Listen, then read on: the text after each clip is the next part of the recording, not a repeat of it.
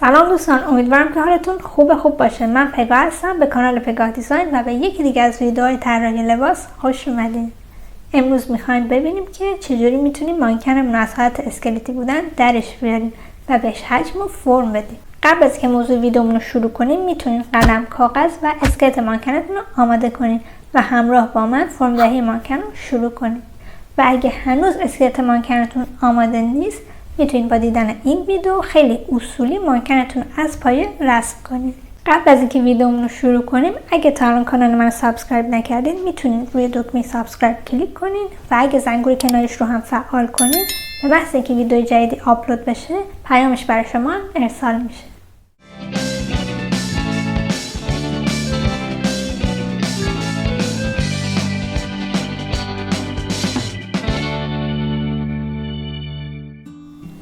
همونطور که میبینین ما اینجا یه مانکن اسکلتی داریم که میخوایم بهش حجم و فرم بدیم.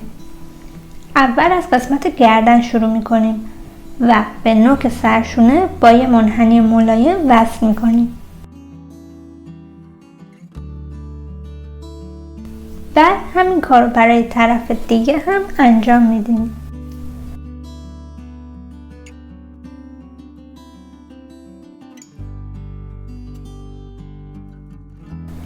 بعد قسمت بازو رو رسم میکنیم. از قسمت نوک سرشونه شروع میکنیم تا خط زیر بغل یه خط منحنی رسم میکنیم.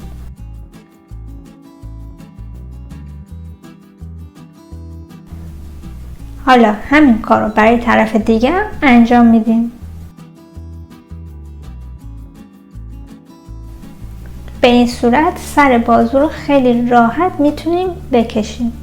قسمت بعدی که قرار طراحی کنیم قسمت بازوه. برای رسمش کمی پایین تر از خط زیر بغل و بالای سینه از این قسمت شروع میکنیم و با خطی ملایم به آرنج وصل میکنیم.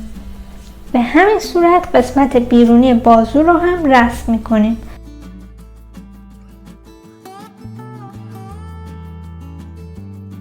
و در طرف دیگه هم تکرار میکنیم این روش رو.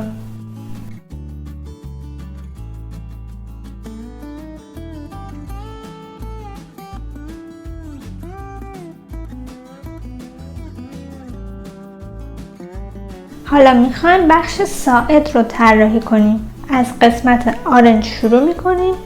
به وسطای ساق که رسیدیم یک کمی از خط بیرون میریم و این قسمت رو برجستش میکنیم. بعد که به مچ دست نزدیک شدیم خط رو به سمت داخل هدایت میکنیم و به مچ وصل میکنیم به این صورت و داخل ساعد رو هم به همین شکل رسم میکنیم. از مچ دست این خط باریک میشه و یواش یواش که به آرنج نزدیک میشیم کمی برجسته تر میشه. حالا برای طرف دیگه هم به همین شکل طراحی میکنیم.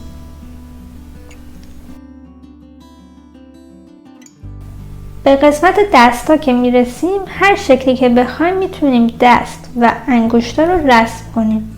این قسمت بالایی بخش کف و روی دست و قسمت وسط بخش پایینی انگشتا و قسمت آخر بخش بالایی یا همون نوک انگشتا رو نشون میده.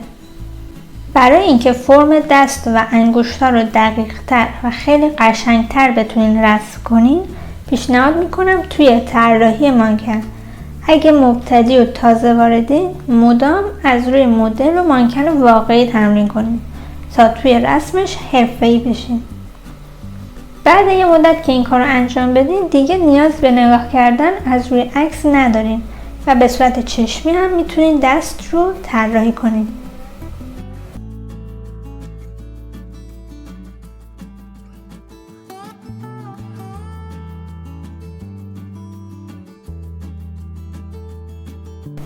حالا که طراحی دستا تموم شد میریم که قسمت بالا تنه رو فرم بدیم. از جایی که زیر بازو رو علامت زدیم تقریبا از وسطای سینه شروع میکنیم و به خط کمر با یه خط منحنی وصل میکنیم. یعنی از این قسمت شروع میکنیم و به سمت داخل خط ادامه میدیم، اما مراقب باشین که خطتون زیاد خمیده نشه، چون از حالت استاندارد بودنش فاصله میگیره. به این صورت برای طرف دیگه هم این کار رو انجام میدیم. بخش بعدی که قرار فرم دهی بشه قسمت باسنه. برای این کار از خط کمر شروع میکنیم و به خط باسن وصل میکنیم. این خط برعکس کمر که به سمت داخل خط میرفتیم، برای باسن به سمت بیرون خطمون رو رسم میکنیم. طرف دیگه رو هم به همین شکل میکشیم.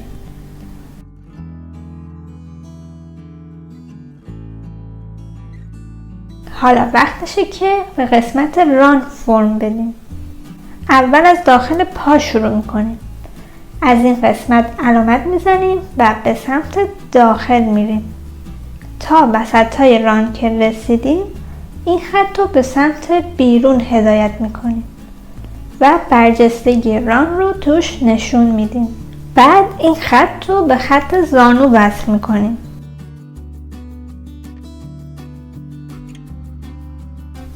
توی قسمت زانو خمیدگی به سمت بیرون ایجاد میکنیم و با یک انحنای ملایم به بخش بالای ران وصل میکنیم. طرف دیگر رو هم به همین شکل انجام میدیم.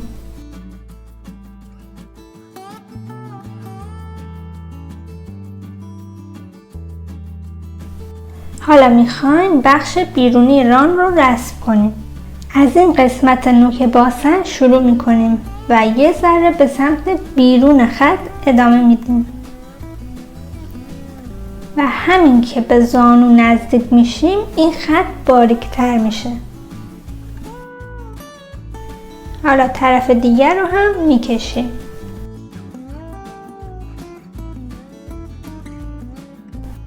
خب حالا میریم که ساق پا رو فرم بدیم بهش.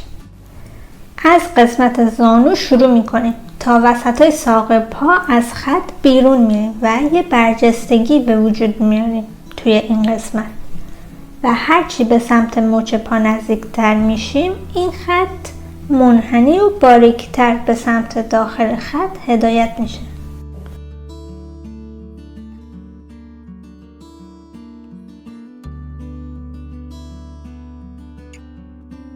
بعد که طرف دیگه بیرون ساق رو رسم کردیم، میخوایم بخش داخل ساق رو بکشیم. از خط زانو شروع میکنیم، ولی این بار خطمون رو با قوس کمتری به سمت مچ نزدیک میکنیم. همونطور که میبینید قسمت پایینی ساق از قسمت بالایی باریکتر و ظریفتره. حالا طرف دیگه ساق رو هم تکمیل میکنیم. بعد که به قسمت مچ پا رسیدیم، توی این محل یه برجستگی کوچیکی برای قوزک پا رسم میکنیم. برای اون یکی پا هم همینطور. حالا میخوایم پایین پا رو رسم کنیم، یعنی از قسمت مچ تا کف پا رو. همونطور که میبینید روی این خط انگشتای پا رو رسم میکنیم. برای طراحی بهتر توصیه میکنم چند بار از روی تصاویر مدل‌های زنده تمرین کنید تا دستتون روون بشه. البته اندازه پاشنه دست شماست. به جای پاشنه متوسط که من اینجا رسم کردم، میتونین پاها رو به حالت پاشنه بلند یا پاشنه تختم طراحی کنید. دیگه دست شماست.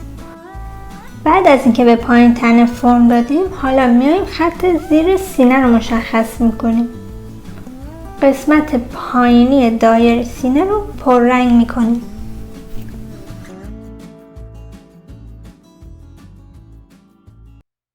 بعد که تمام قسمت های بدن دارای حجم شدن، حالا خطوطی که نیاز نداریم رو میخوایم پاک کنیم. برای این کار هم میتونید از پاککن خمیری استفاده کنید، هم از پاککن معمولی. از هر کدوم که خواستید میتونید استفاده کنید. که من اینجا از پاککن خمیری استفاده میکنم. هم خورده پاککن نداره، هم کار تمیزتر پاک میشه. خب شروع به پاک کردن خطوط اضافی میکنیم. اگه این وسط خطوط اصلی ما پاک یا کمرنگ شدن اصلا جای نگرانی نداره، چون دوباره میتونیم این قسمت ها رو ترمیم کنیم. حالا میایم قسمت هایی که اشتباهی پاک شدن رو ترمیم میکنیم، یعنی پررنگشون میکنیم یا اینکه دوباره از روشون میکشیم. خب مانکن ما آماده است ولی هنوز تموم نشده. توی این مرحله باید جزئیات بدن رو روش رسم کنیم. جزئیاتی مثل ترقوه، محل ناف، بخش آرنج و زانوها رو هم باید روی مانکن نشون بدیم. برای رسم ترقوه میتونیم از یه خطی که انحنای کمی داره استفاده کنیم. به این صورت بعد داخل گردن رو هم نشون میدیم با 2 خط کوچیک. برای اینکه محل دقیق ناف رو بتونیم پیدا کنیم یک مقدار پایین تر از خط کمر یه نقطه علامت میزنیم و اینجا ناف رو میکشیم. بعد میایم داخل آرنج رو رسم میکنیم و میرسیم به طراحی آخرین قسمت. طراحی کشکک زانو هم سلیقه‌ایه و به هر شکلی که خواستیم میتونیم رسمش کنیم.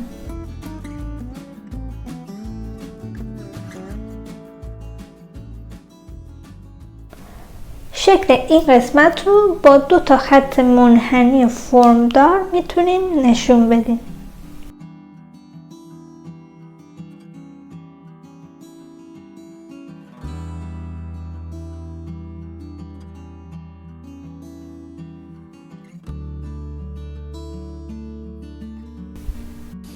خب حالا میتونیم بگیم که مانکنمون کامل شده و هر چیز سر جای خودش قرار گرفته.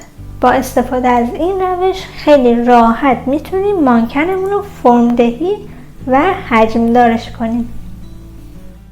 دوستان اگه علاقه داشتین میتونین از نمونه کارا و تمریناتتون عکس بگیرین و به آدرس اینستاگرام من که لینکش رو تو دیسکریپشن هم قرار دادم بفرستین و حتما اسم یوتیوب منو و اگه دوست داشتین اسم خودتون و پیج اینستاگرامتون هم زیر عکسای ارسالی بنویسین. من این نمونه کار ارسالی توسط شما رو توی استوریم قرار میدم. خب دوستان این ویدیو ما هم به پایان رسید. ممنون که تا آخر ویدیو با من همراه بودین. امیدوارم که لذت برده باشین و یک مطلب دیگه از طراحی لباس هم آموخته باشین. اگه از این ویدیو خوشتون اومد لایک، سابسکرایب یادتون نره و حتما نظراتتون رو راجع به این ویدیوهای آموزشی برام توی کامنت بنویسین. خیلی دوستتون دارم. تا ویدیو آموزش های بعدی، فعلا.